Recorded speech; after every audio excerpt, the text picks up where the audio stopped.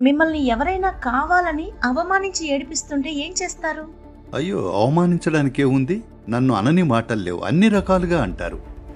కానీ అవమాన పడాలా వద్దా అన్నది మీ చేతుల్లోనే ఉంది కదా. ఇప్పుడు మీరు రోడ్డు మీద వెళ్తున్నారనుకోండి, మీ వీధిలో కుక్క ఉంది, అది మొరిగింది. అది మిమ్మల్ని ఏం తిడుతుందో మీకు అర్థమవుతుందా? లేదు. అదేమేం తిడుతోందో దాని భాషలో ఓ అని ఏదేదో అంటుంది.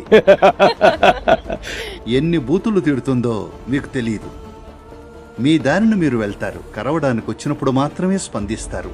ఇది కూడా అంతే. ఏమంటున్నా అలాగే ఉండాలి. కరవడానికి వస్తే మాత్రం స్పందించాలి.